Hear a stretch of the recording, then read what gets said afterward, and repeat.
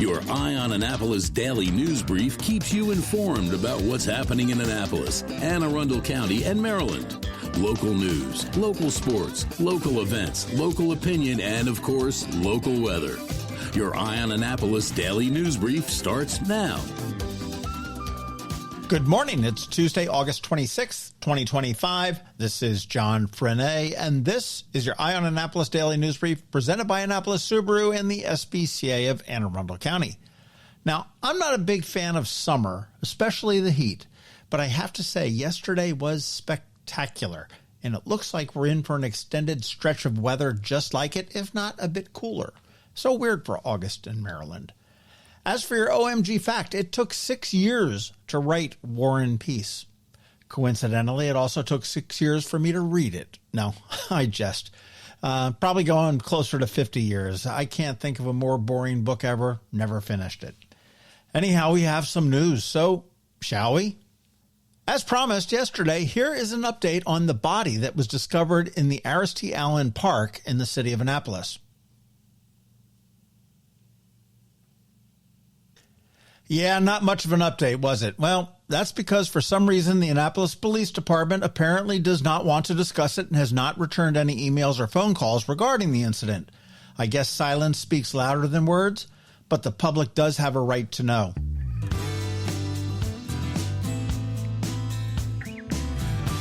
Anne Arundel County school bus drivers and aides could strike right as school is going back for the school year.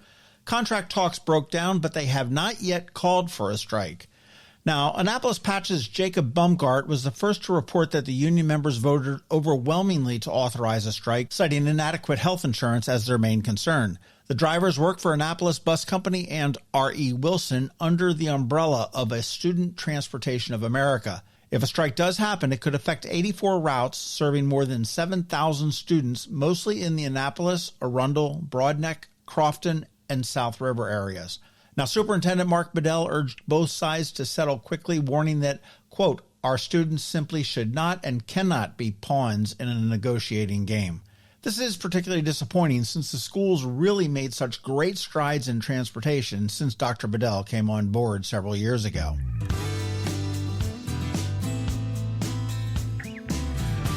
In Arnold, Anne Arundel County firefighters spent more than 5 hours yesterday afternoon battling a large blaze in a home in the Stonington community. Crews were dispatched at 1:41 p.m. for the 800 block of Nottingham Hill Lane, where they arrived to find heavy fire showing from a home.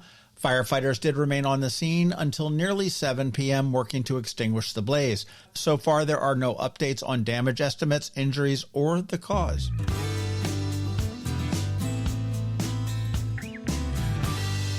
Maryland Hall will partner with Annapolis Pride to present the world premiere of Big Kid Dance's If I Die Before the Revolution on Saturday, September 20th. Created by choreographer Mark Caserta, the piece explores queer identity, resilience, and legacy through contemporary dance theater. Leaders from both organizations say it is much more than a performance. It's storytelling. It's a celebration of queer lives. The show kicks off this year's rescheduled Annapolis Pride Parade and Festival, which is set for October 18th. And it also connects to LGBTQ plus History Month. Tickets are available through Maryland Hall's website, which, as everybody should know, is marylandhall.org.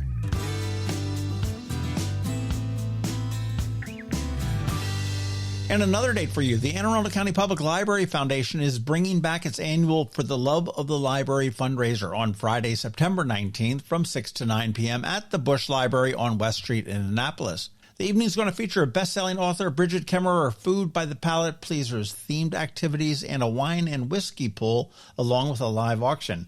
Early bird tickets are only $100 through September 8th, rising to $125 afterwards. And last year's event raised more than $150,000, supporting library programs from kindergarten readiness to adult lifelong learning. Details and sponsorships and opportunities are available at the library's website, aacpl.net.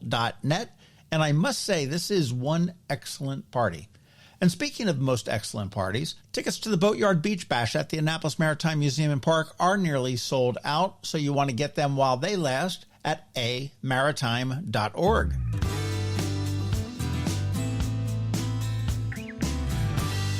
And as we start to close, today is Ticket Tuesday, and I am out of tickets, but I do have a message. If you won tickets to see comedian Todd Barry on the 28th, his show has been postponed. He broke his ribs, and with that kind of laughter, that would be a really painful show if he's laughing. Stay tuned for a new date, but do check out Ram's Head on Stage for all of the other great shows and that Annapolis Songwriters Festival, which is coming up, which also includes the Steep Canyon Rangers. And we just dropped a bonus pod with them yesterday. You want to give that a listen. But I don't want to leave you empty-handed. If you would like a $25 gift card to Mother's Peninsula Grill, hit me up. I've got a few. I might send one your way.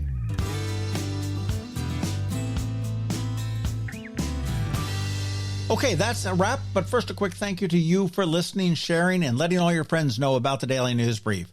And to our sponsors for the Daily News Brief, Annapolis Subaru, SPCA of Anne Arundel County, Hospice of the Chesapeake, Fish for a Cure, Interim Health of Annapolis, and the Annapolis Power and Sailboat Shows. Now you want to hang tight? We have your local Anne Arundel County weather coming right up in about a minute, along with story time from the Chesapeake Crossroads Heritage Area. It's almost time for Annapolis to shine as the sailing capital of the U.S. with not one, but two incredible boat shows coming to town. First up, the Annapolis Power Boat Show, October 2nd through the 5th. Walk the docks and climb aboard the Mid-Atlantic's largest display of power boats. Everything from sleek center consoles and wake boats to trawlers and cruisers. Step inside a working U.S. Navy Yard Patrol training vessel. Take a spin straight from the demo dock and shop the latest gear, gadgets, and marine tech. Don't miss Brokerage Cove, where pre-owned boats are priced to move. Add in food, drinks, live music, and plenty of expert advice. It's the perfect fall day on the water. Then 1 week later is the Annapolis Sailboat Show, October 9th through the 12th. The world's largest sailboat show, right in the heart of America's sailing capital. Tour hundreds of monohulls, multi-hulls, and blue water cruisers in Ego Alley and beyond.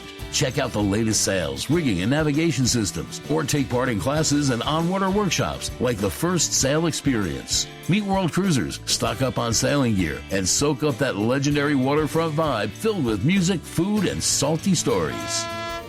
2 world-class shows, 2 unforgettable weekends. Tickets and info for both are available now at AnnapolisBoatShows.com. AnnapolisBoatShows.com.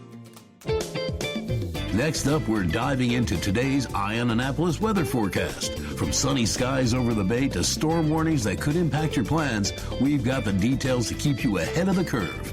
Stay tuned. It's all coming your way in just a moment. Good morning. Let's take a quick, clear look at what's ahead so you can plan the day and the rest of your week without any weather whiplash. Today is sunny and comfortable with a high near 77. Light westerly winds and seasonable humidity make it an easy late August day. Tonight does turn partly cloudy with lows around 62. Tomorrow stays pleasant and bright. Expect sunshine, low humidity, and a high near 75.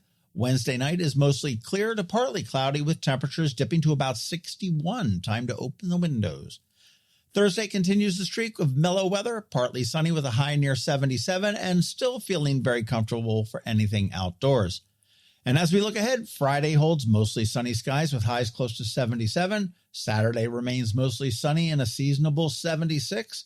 And Sunday keeps that same theme going, mostly sunny with a high of around 76. There is no significant rain signal in the future. That's your forecast. It's a keeper as far as I'm concerned. I'll see you back here tomorrow morning with another update. Ahoy, captains and anglers. What better way to spend a day on the Chesapeake Bay than by fishing and fundraising for a cure? Join us for the 19th annual Fish for a Cure tournament, Paul C. Detter's Captain's Challenge and Shore Party, Saturday, November 1st at Safe Harbor, Annapolis. Fish for a Cure supports Luminous Health Anne Arundel Medical Center's Gayton and Joanne D. Cesaris Cancer Institute. Event proceeds directly support the Cancer Survivorship Program for patients recovering from all types of cancers. Gather your crew and register your boat today at fishforacure.org.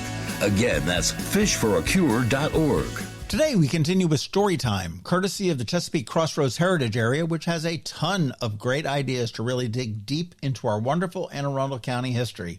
You can check it all out at ChesapeakeCrossroads.org, but gather around for today's story. Today's story is about the first major battle of the American Revolution. On August 27, 1776, 249 years ago, Maryland soldiers helped save the Revolution. The Battle of Brooklyn was the very first major clash after independence was declared. George Washington's Continental Army, still green and outnumbered, was nearly destroyed by the British. But holding the line that day were about 1,000 Maryland troops under Colonel William Smallwood and Major Mordecai Gist. They fought from sunrise until noon, only to realize the main British force had flanked them. Their retreat cut off by the swamps and the Gonas Creek, the Marylanders turned and made a desperate stand. One sergeant later recalled, "My captain was killed, first lieutenant was killed, second lieutenant shot through the hand, 2 sergeants was killed, one in front of me. My bayonet was shot off my gun." Out of roughly 1,000 men, Maryland lost 256, killed or captured, a quarter of the force. Watching the carnage, Washington is said to have wrung his hands and cried out, "Good God, what brave fellows I must this day lose." Their sacrifice brought the time needed for the rest of the army to escape across the East River. Without them, the war might have ended right there in Brooklyn. Only about 60 of those Marylanders stayed in the Army through the end of the war, but their reputation as the Maryland 400 was sealed. Today, they're remembered as men who stood fast and saved a revolution. If you'd like to dig a little bit deeper, the Maryland State Archives has built biographies of these soldiers in a special series called The Battle of Brooklyn in 5 objects. And with America's 250th anniversary coming up in 2026, there will be plenty of ways to learn more about Maryland's role in winning independence. You'll find more information and summer adventures at ChesapeakeCrossroads.org. And if you're interested to learn more about the Maryland 400, you want to check out eyeonannapolis.net at noon today for a much deeper look. And if you're ready to really make history part of your summer, check out the Historic Summer Bucket List Challenge from the Chesapeake Crossroads Heritage Area. More than 60 sites, 1 challenge card, lots of stories waiting to be rediscovered. Get all the details at ChesapeakeCrossroads.org. When someone you love needs care at home, you want more than just help. You want trusted support from people who truly care. That's where Interim Healthcare of Annapolis comes in. Locally owned and serving seniors in Anne Arundel, Baltimore, Charles, Prince George's, and Queen Anne's counties. Interim Healthcare of Annapolis offers personalized in-home care that's flexible, reliable, and compassionate. From Alzheimer's and dementia care to assistance with bathing, dressing, fall prevention, transportation to appointments, and even 24-hour care. Interim of Annapolis also offers respite care to give family caregivers a much-needed break. With Interim Healthcare of Annapolis, you get the backing of a trusted national network and the heart of a hometown provider. Call Art Dandridge at 443-808-1003 or visit interim.com/Annapolis to learn more. That's interim.com/Annapolis. Interim Healthcare of Annapolis. Personalized service at home, peace of mind, and always there when you need care. You've been listening to the Eye on Annapolis Daily News Brief. Tell your friends and colleagues, this is the podcast where you can keep up on the latest with what's going on in Annapolis and Anne Arundel County. And don't forget about our website, eyeonannapolis.net, where you can find even more information. And make sure you follow us on Facebook at All Annapolis and on Twitter at Eye on Annapolis. This Daily News Brief podcast comes to you every Monday through Friday at 6 a.m.